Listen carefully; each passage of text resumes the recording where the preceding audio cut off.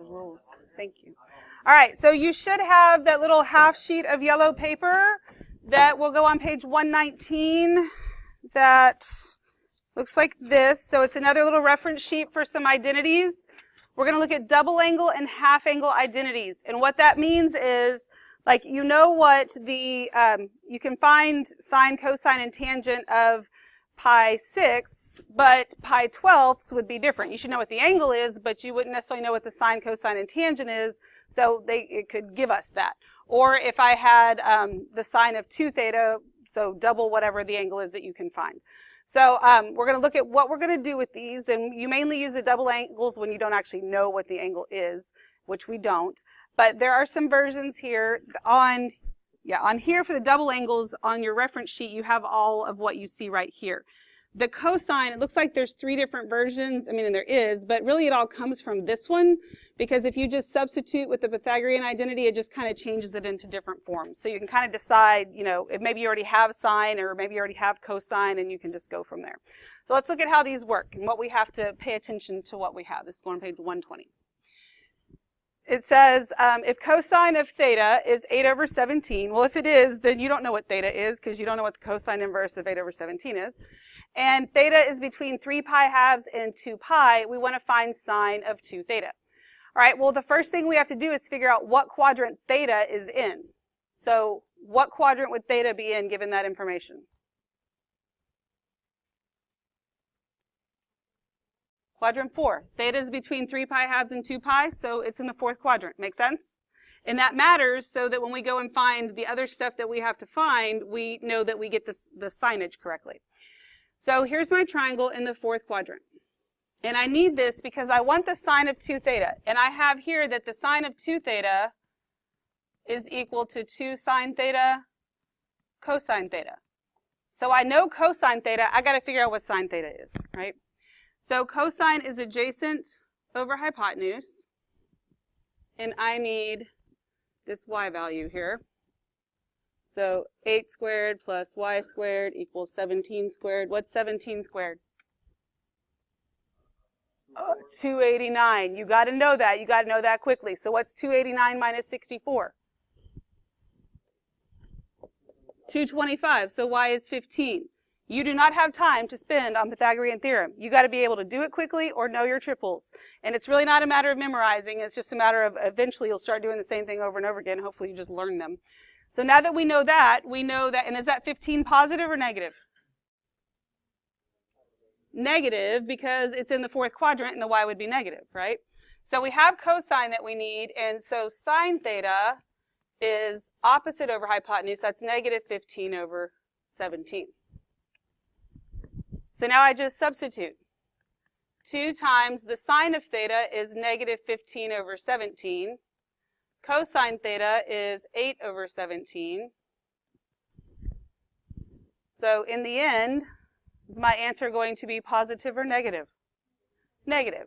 So the sine of 2 theta is equal to, and then in the denominator, because nothing's going to cancel out, right? I get 289. It's going to be a negative. 2 times 15 is 30. 30 times 8 is, it's an easy one, 240. And there's your answer. If it didn't reduce before you multiplied, it won't reduce after you multiply, so you don't even have to bother. That's why you want to reduce it all before you multiply. It makes it easier. So given that, what quadrant would 2 theta possibly be in? Like, we don't know for sure, do we? But it would either be in the 3rd or 4th because it's negative. Does that make sense? All right, questions? Let's look at number 2. Sine of theta is negative 1/3. Theta is between pi and 3 pi halves. So what quadrant is that in? The 3rd. So my triangle is over here. And so sine is opposite over hypotenuse. That would make the 1 negative. I also know that this x value that I get is going to have to be negative. So that's 3 squared minus 1, which is 8. What's the square root of 8? 2 square root of 2. Can't spin forever on Pythagorean theorem. All right, so the tangent of 2 theta, so my formula for tangent of 2 theta is 2 tangent theta over 1 minus tangent squared theta. Which means I don't need sine and I don't care about cosine, I just need tangent. So tangent theta is opposite over adjacent, so that's negative 1 over negative 2 square root of 2. Well, the negatives cancel out. And 1 over 2 square root of 2, when I rationalize it, gives me what? Square root of 2 over 4. So that's what I'm going to substitute in over here. I get 2 times square root of 2 over 4 over 1 minus square root of 2 over 4 squared. So in the numerator, I'll get square root of 2 over 2. Denominator, I get 1 minus, what's the square root of 2 over 4 squared? Good. It's 2 over 16, which then becomes 1/8, right? So then that's going to give me square root of 2 over 2 over, what's 1 minus 1/8? 7/8. So then that's equal to square root of 2 over 2 times 8 over 7.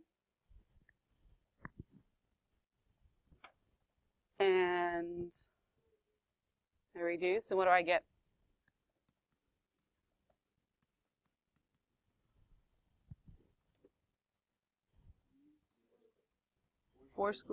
Good. 4 square root of 2 over 7. We're done. Okay. Everybody good with that? Any questions? All right. So let's look at number 3. So for cosine of 2 theta, I've got 3 options of what I could use, and none of them include tangents, so I'm still going to have to find something else. So whether I use the one that has cosine and sine, or just cosine, maybe that just depends on how ugly sine and cosine might be. So we can just find them and see what happens. So I have, what quadrant am I in here? Second. So my triangle is over here. And tangent is opposite over adjacent, and that makes the 5 negative, right? So square root of 7 squared plus negative 5 squared equals r squared. So what's r squared going to be? 32, which means the radius is 4 square root of 2. 16 goes in there twice, right? You've got to be much more comfortable and much quicker at this. So let's go ahead and find sine and cosine so we can decide which one we want to use. So we'll find the sine of theta. That is equal to the opposite, which is the square root of 7, over the hypotenuse, which is 4 square root of 2. So when I rationalize, that's going to give me the square root of 14 over 8. Then cosine theta is equal to adjacent negative 5 over hypotenuse, which is 4 square root of 2. So that's going to give me negative 5 square root of 2 over 8. Neither one of them are beautiful, right? So do you want to use sine, cosine, or both? Both? Well, it doesn't matter, because if you look up there what you can do for cosine of 2 theta, you have options. So we could either use cosine, sine, or both. It doesn't matter. Let's use cosine. Okay, we'll use cosine. That's what I heard, because again, it really doesn't matter. So whatever y'all said, it's fine. So cosine of 2 theta is equal to 2 cosine squared theta minus 1. So this is going to be 2 times negative 5 square root of 2 over 8 squared minus 1. So when I do this, okay, I'm going to do it in pieces. Not because you necessarily have to make it make sense, although it's probably safer sometimes, but it also just makes reducing easier sometimes. So I'm going to leave this as 2 times. When I square the negative 5, I get 25. I square the square root of 2, and I get 2. Don't forget to square the denominator. I know y'all know you're supposed to do that, but I've seen multiple people just kind of forget because they're focusing on the numerator. You get 64 down here, right? Minus 1. So since I left it all split up, it makes reducing a little bit easier because this 2 can reduce with the 64 and become 32. This 2 reduces with the 32 and it becomes 16. So you get 25 over 16 minus 1. So I need to think of that 1 as what? 16 over 16. And when I do that and I subtract, what do I get? 9 over 16, right? So do I take the square root of that? No, it's tempting because they're perfect squares, but it makes no sense, so don't do it. So it's cosine of 2 theta. And you're done. Everybody good?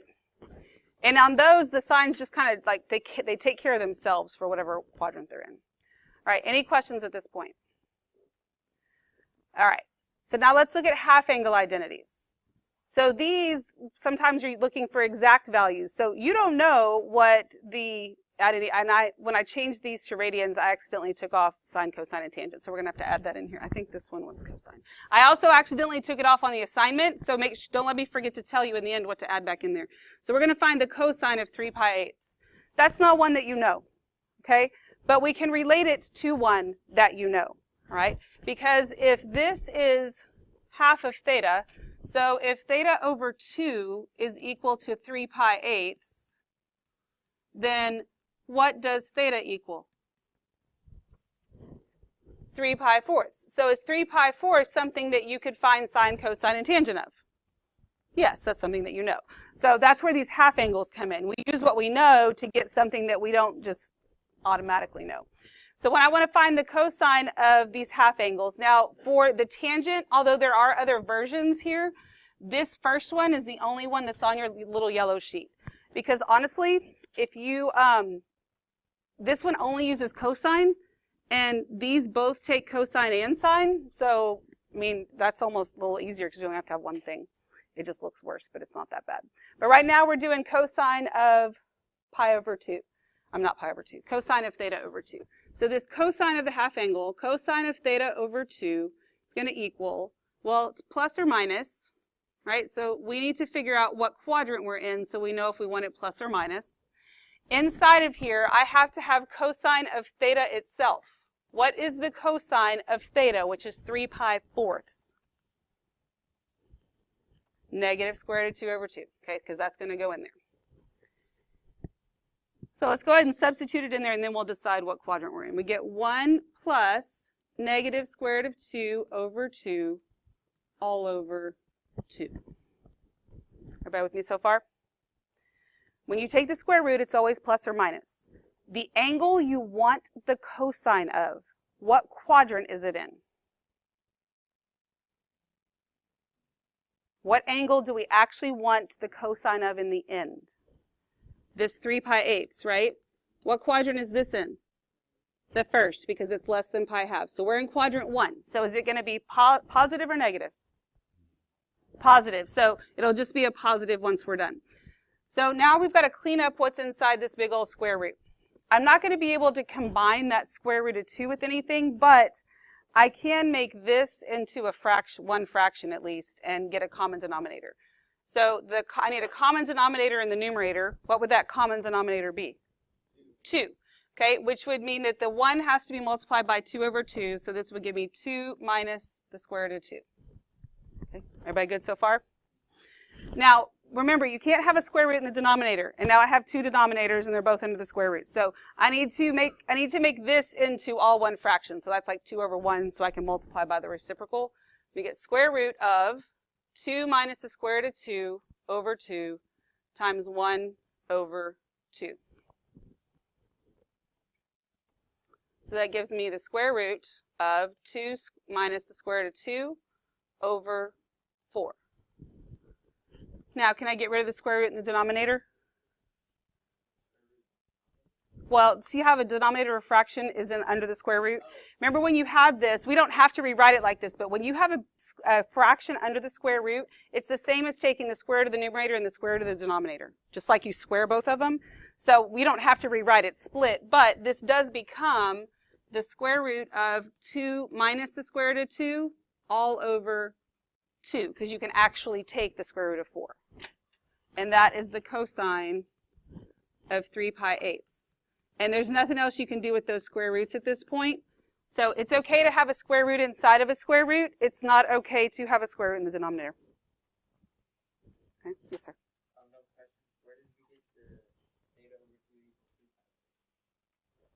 Because this is the angle that they gave us. And so if I'm going to try and use the half angle, this is half of theta, right? Because theta is what I can actually work with. Does that make sense?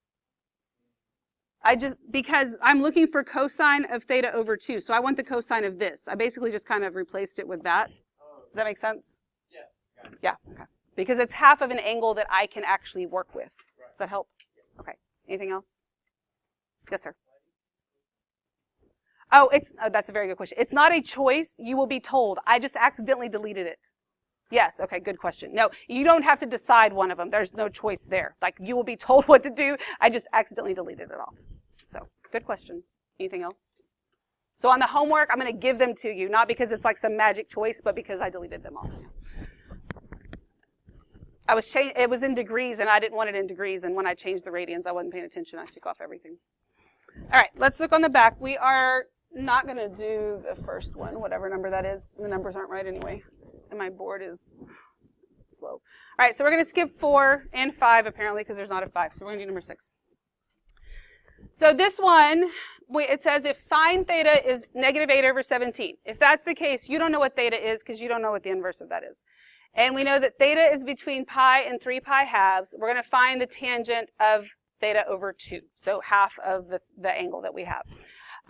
What quadrant is theta in? Quadrant 3. Between pi and 3 pi halves, theta, which is this one, is in the third quadrant. We agree with that? That means when I go to draw my triangle, because I have to, because I don't know those values, it's going to look like this, right? So this is sine, it's opposite over hypotenuse. This has to be the negative. And then this is going to have to be negative also. 289 minus 64. What's this going to be? 15. After you do it a million times, maybe you'll just know. All right, so I have that, and I need the tangent of theta over 2. So on your little card, you have not as much as you do on that front of that sheet, so we're going to use what's here because this is what you're going to see more often. And so we're going to use tangent of theta over 2 equals plus or minus the square root of 1 minus cosine theta over 1 plus cosine theta. So again, we have a plus or minus, so we have to decide which one it's going to be. Theta is in quadrant 3. That doesn't mean that theta over 2 is. So here's how you decide that. I'm going to rewrite this real quick. We know that theta is between pi and 3 pi halves. So if I want theta over 2, then I divide everything by 2. That becomes 4.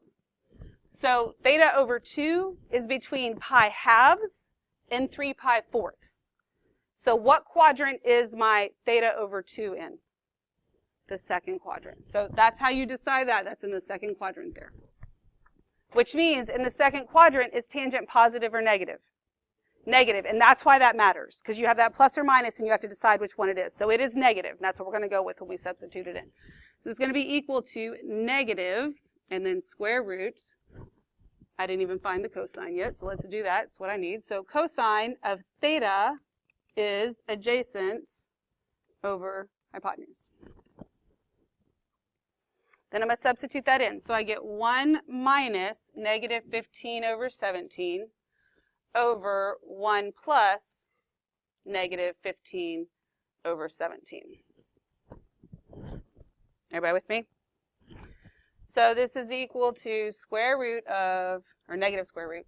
So this is really plus a positive here. And we think of 1 as 17 over 17. So what's 17 plus 15? 32. So I have 32 over 17 in the numerator. 17 over 17 minus 15 over 17 will be 2 over 17. So then that's equal to negative square root of 32 over 17 times 17 over 2. That means I get these cancel out. This becomes negative square root of 16. So tangent of theta over 2 is equal to negative 4.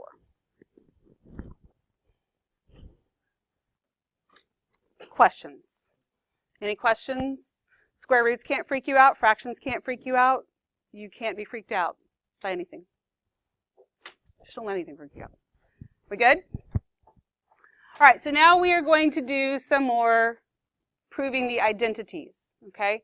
And we're actually proving some of the ones that we've been using here. So same rules apply. You know, you choose the side that looks more complicated, you deal with that, and your goal is the other side. You only manipulate one side. So I would say on number 7, the left-hand side definitely looks more complicated. So this here is our goal. Well, we have cosine of 2 theta in there. That's one of our double angle things. So we can substitute that. Let's go ahead and get into something we're at least a little bit more comfortable with. So we'll get cosine squared theta minus. Now with cosine of 2 theta, you've got 3 options here. So which one of these, 1, 2, or 3, do you want to use? 1? Okay, we'll go with 1. This is minus cosine squared theta minus sine squared theta. So that's equal to sine squared theta. All right, well, cosine squared minus cosine squared just zeroes out, right? So does that leave me with negative sine squared? No. Leaves me with positive sine squared. So sine squared theta equals sine squared theta, and you're done. Bam. We good? All right, number 8. We are going to work with this side and make this side our goal. So on the left-hand side, I have to square that. Does that become cosine squared plus sine squared? No, it does not. This is a perfect square trinomial, which means you square the first one and you get cosine squared theta plus 2 times these 2 multiplied together. So 2 cosine theta sine theta plus you square the last one, sine squared theta, and that's equal to 1 plus sine 2 theta. So if you couldn't do that kind of stuff when we had x plus 3 quantity squared, it's going to be real hard right now. Okay, and you've been doing that stuff forever. So now that I have this, do you see anything that we could replace from the other day that we kept replacing? Cosine squared plus sine squared, right? What do those become? 1. So I get 1 plus 2 cosine theta sine theta, and that's equal to 1 plus sine of 2 theta. All right, so now I have this 2 cosine theta sine theta. What can I replace that with? Sine 2 theta, right? It's on your new little chart. So 1 plus sine 2 theta is equal to 1 plus sine 2 theta, and you're done. You have verified. Questions? All right, let's look at number 9. We're going to make tangent theta our goal. So tangent theta is equal to, now the cosine of 2 theta, we have options. The sine of 2 theta, we do not. So I'm going to do sine of 2 theta first, because maybe that would help me make a choice for cosine. Maybe not, but we'll see what happens. So this becomes 2, and they have sine first. It doesn't really matter, but 2 sine theta cosine theta. Then in the numerator, 1 minus, and then I have to decide what I want to replace cosine of 2 theta with. You got 3 options, 1, 2, or 3. All of them are going to get you to the same answer in the end. Not necessarily any reason to like crazy overthink it. Just, yes, that's fine. I'll pull them in a minute. Thank you. Oh, yeah. What do you want to replace it with? With number 2? Okay. So we'll do times 1 minus 2 sine squared theta. Okay, everybody good with that? So then I end up with tangent theta equals, so this 1 minus 1 zeroes out, right? And then I have negative and negative, so that's going to end positive 2 sine squared theta over 2 sine theta cosine theta. So by using 2 or 3 to replace it with, I at least introduced a 2, right? That's nice because now those 2's cancel out. And then this sine cancels out with 1 in the numerator, so we end up with tangent theta equals sine theta over cosine theta, which means that tangent theta is equal to tangent theta, and you're done. Bam. Aren't those fun? Yes, because they're like puzzles. They're like, you know what your goal is, and when you get there, like, yes, you know you're having fun. I know you're having fun. You don't have to admit it. It's okay. All right, so let's look at number 10. We are going to make the left-hand side our goal. Almost always you want to start with the fraction if you can. So sine 2 theta is equal to. Now, I've got a couple of options here. The tangents, I can change both of the tangents and use the quotient stuff. Even in the denominator, I can do 1 plus sine squared over cosine squared. Or I can change the denominator to secant squared, right? Because that's one of the Pythagorean identities. And it doesn't matter. So that's the numerator, I pretty much need to do sine and cosine. So this is going to be 2 times sine theta over cosine theta. But then in the denominator, do you want to do the reciprocals or do you want to make it secant? Okay, we'll make it secant. So this is going to be secant squared theta in the denominator. So the sine of 2 theta is equal to, I'm going to put the 2 in the numerator with the sine. So 2 sine theta over cosine theta over, what's the reciprocal of secant? Cosine. So this would be 1 over cosine squared theta. So then when I multiply, I'm going to get 2 sine theta over cosine theta times cosine squared theta over 1. So then this cancels out with one of those, and I get sine 2 theta is equal to 2 sine theta cosine theta. And what can I replace 2 sine theta cosine theta with? Sine 2 theta. So sine of 2 theta is equal to sine of 2 theta. There we go. Questions? Are we good? Okay. Yes, sir. Well, no, not yet, because I've got to give out your homework, and then you have to add some stuff on there that I deleted off. And if you leave, you're not going to know what to do. Yes, the homework, yes. And I sent them a remind. Well, that's your problem if you're not a remind, dear. Well, not only is this part wrong, like I completely changed it. So the papers they picked up were not even the right papers because I changed my mind after school. So grab the homework on 5 and 6 on the bottom. I just left off whether you're doing sine, cosine, or tangent, so I need you to fix that. Well, as soon as this page turns, I will show you. Come on, come on.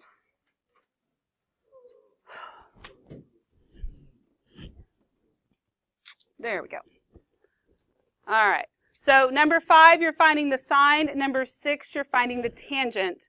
And this is 7 pi over 12. I had issues with the fraction bars. I don't know. The way I have to format this stuff, sometimes I can't move things. So I know it looks kind of weird, but it's 7 pi over 12, and it's 9 pi over 8. The fraction bar is just too high, and I couldn't fix it. Oh, for the most part. I take them and edit them, but I'm editing them in Adobe. It's like a PDF editor, and sometimes it just does weird things. I don't know.